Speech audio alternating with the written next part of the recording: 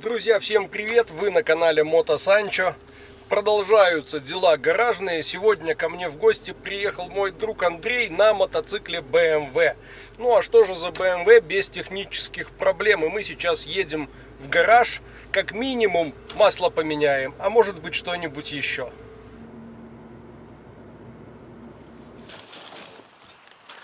Итак, знакомьтесь, это Андрей и BMW RT 1100.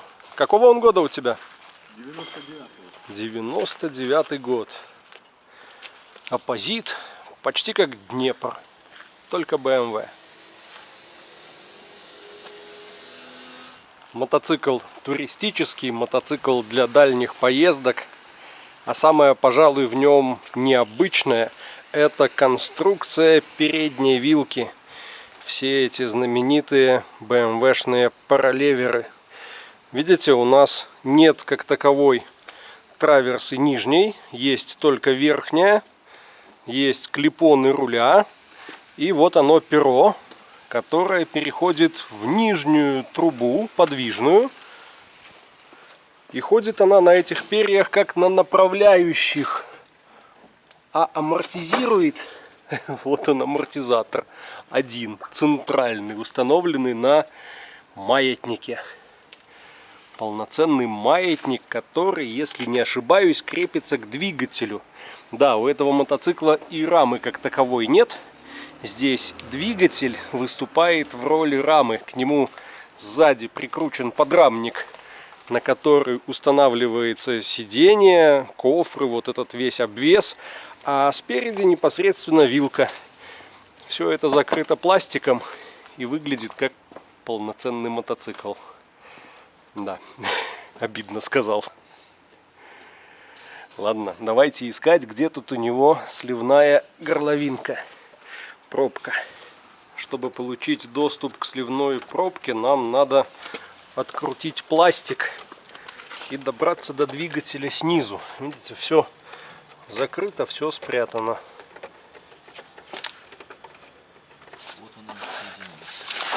Сняли пластик. Устраиваемся поудобнее. Здесь подходит какой-то шланг. Есть смотровое окошко.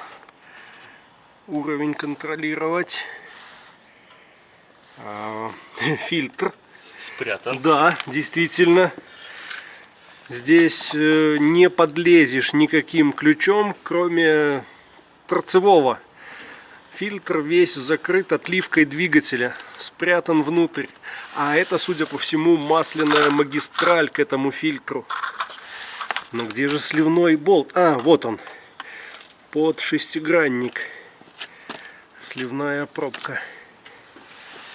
Окей, нашли. Движок у нас теплый. Емкость для слива масла. Уже проверенная в работе с Уралом. Шестигранник на 8. И вот она, пробочка. Сейчас главное откручивать, а не закручивать. Однажды так сорвал резьбу в увеличенном ураловском поддоне. Угу. О, пошла. Ну и сейчас самая грязная часть работы — открутить и ловко убрать пробку.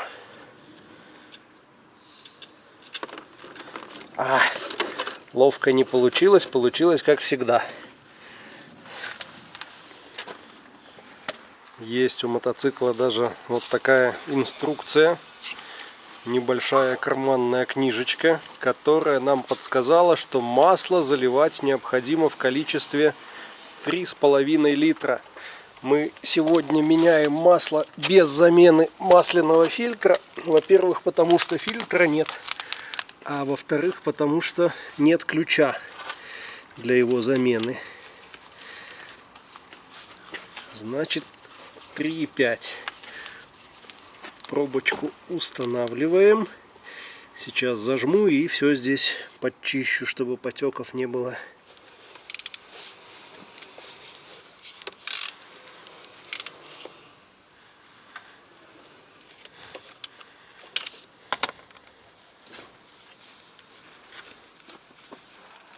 И вот очень интересная страница для владельцев BMW.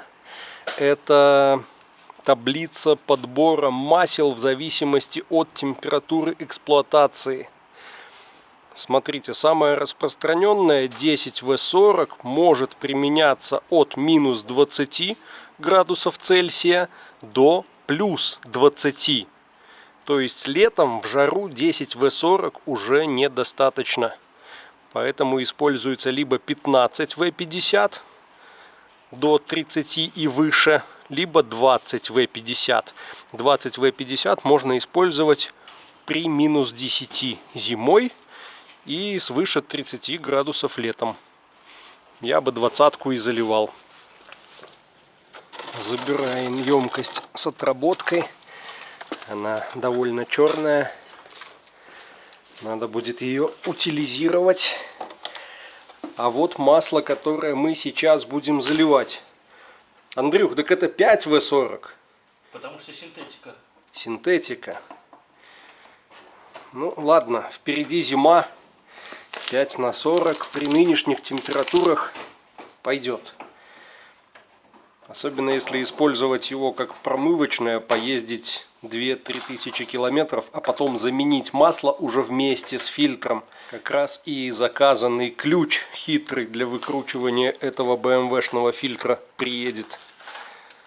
Начали мы искать воронку для заливки масла, поскольку заливная горловина находится не очень удобно в клапанной крышке. И вспомнил я про кастроловский набор для доливки. Помните, вот эта складная картонная воронка? Кажется, идеально для наших целей подойдет. Вот заливная горловина. То есть весь двигатель заправляется через голову. Ну и вот так это сейчас будет выглядеть. Я буду держать, а Андрюха будет заправлять. Красного малинового цвета масла из картонной коробки в картонную лейку. Только не спеши. Ой, не спеши, не спеши, оно поднимается прям выше уровня. Подожди, пардон, что пролил, давай вот туда. Давай. Почему? Потому что, мне кажется, там в самой головке ничего нет. Выше, выше, выше, выше. Вижу, слишком быстро наливаю. Да. Надо очень медленно. И она начинает капать тебе на руку. Ну, ничего. Нет, ничего не выйдет. Такой цвет у масла, как малиновое варенье. Все-таки изловчились мы, залили какое-то количество масла. Сейчас контролируем уровень. О, слушай, а тут как раз прям ровненько. А попробуй подними перед. А вот в том-то и дело, что он не поднимается. А, не поднимается. Да, зад уже стоит. Можно наоборот, только можно зад поднять. Да, зад поднимается. Ну и уровень почти не поменялся. Совсем немного поднялся. Я бы предложил сейчас запустить. Масло по системе разогнать, только убрать лейку, закрыть горловину. И долить до уровня. Попрошу отпалить сильник.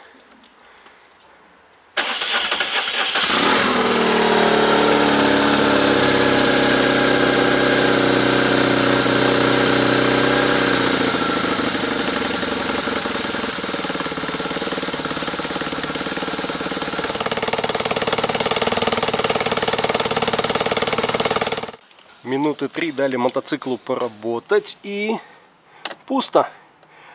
Все масло куда-то ушло. Естественно, поднялось во вторую голову, куда мы не заливали. Может, еще какие-то полости заполнило. Ну и не приходит. Значит, будем доливать извне. Сделали больше середины, почти под самый верх, с расчетом, что снова масло по системе разгонит. И еще разок запускаем.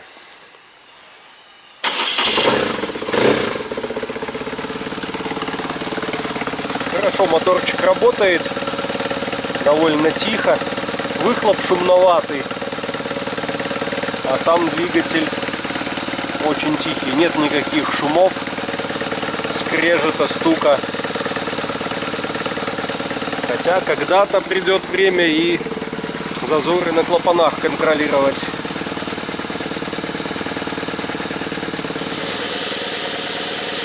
Сейчас заглушим.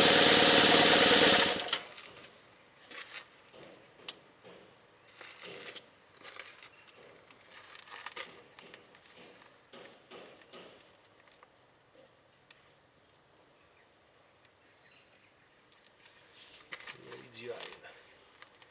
Пока двигатель работал, уровень проседает, а как только его заглушили, он вернулся в исходное состояние, чуть выше серединки. Но границу в окошко видно, можно будет контролировать убывание, а надеюсь, убывания не будет, если мотор живой. Закончили с движком, а сейчас сняли правый кофр, и у нас есть доступ к редуктору.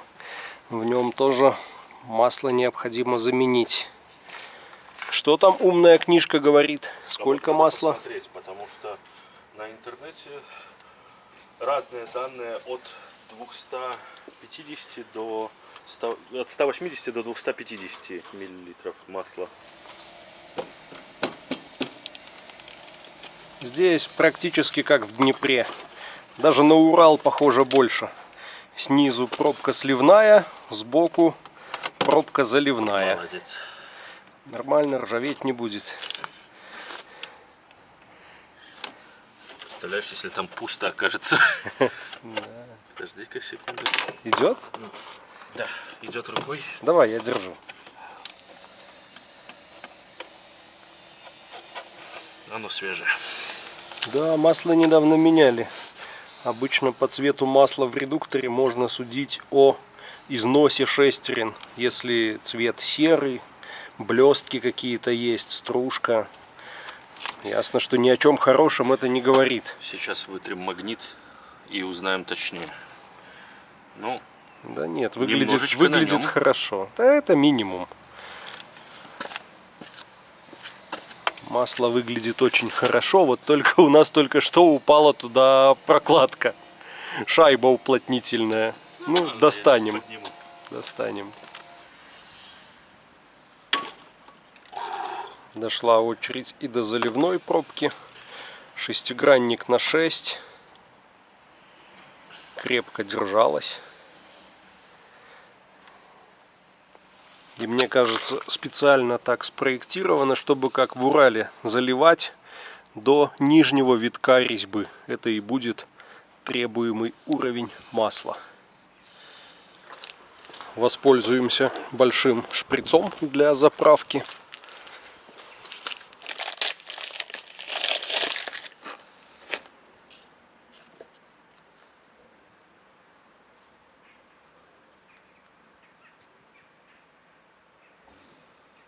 Давай чуть-чуть наклонять, чтобы там было что тянуть.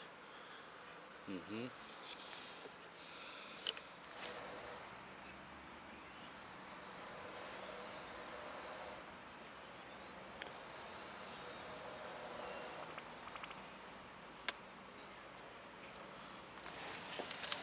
Пользуясь случаем, мы заглянули и в коробку передач. Здесь масло тоже меняли, поэтому сейчас Просто дольем. просто дольем. Немножко добавим.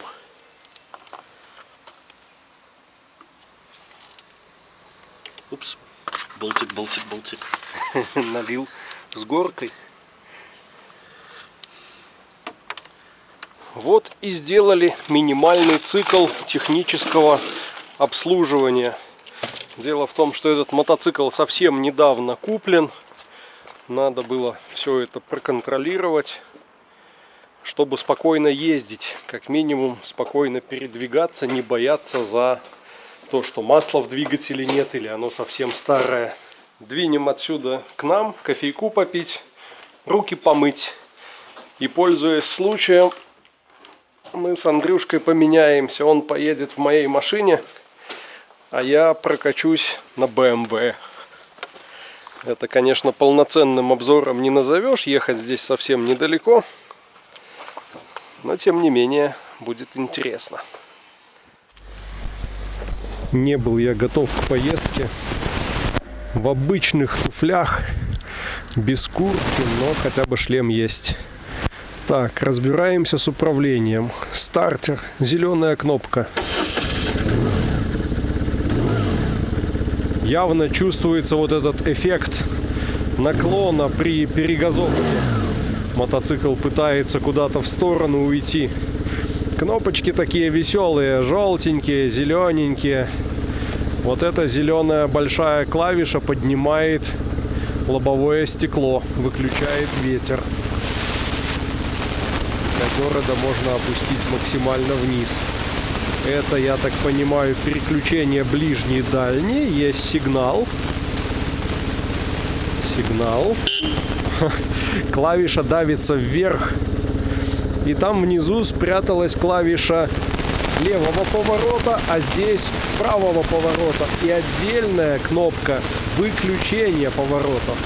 То есть вот мы поворачиваем налево, а вот здесь выключаем. Вот поворачиваем направо и снова выключаем здесь же. Да, все необычно, все непривычно. Посмотрим, как это рулится и как это едет. Довольно высокая посадка. Свет.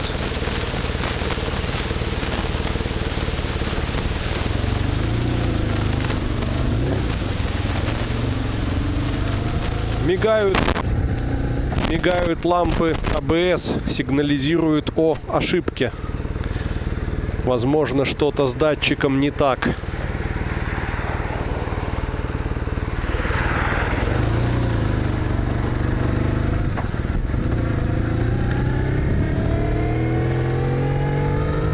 Нет, этот прикол с поворотами я не понимаю. Непривычно до ужаса. Постоянно смотришь, куда нажимать, чтобы выключить, чтобы включить. Но что касается двигателя, прикольно. Даже не верится, что это оппозитный двухцилиндровый мотор. Очень ровно едет, вибрации минимальны. По управляемости легкий и довольно верткий, что ли. Как будто у него очень короткая база. К управляемости тоже нужна привычка. А вот что у этого мотоцикла на отлично, это тормоза. Два огромных тормозных диска спереди делают свою работу идеально. Масса не маленькая, но останавливается он почти мгновенно. Ну и когда привыкаешь, с управлением тоже проблем не возникает. Проблема только одна: включение поворотов. И выключение тоже.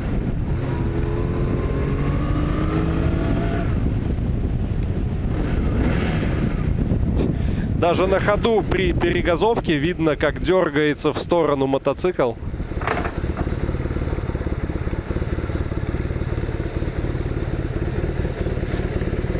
Приехали.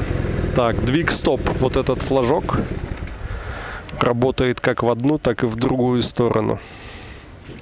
Вот такой получился неожиданный и интересный опыт обслуживания и знакомства с BMW RT 1100. А на этом на сегодня все. Всем спасибо, всем счастливо и всем пока.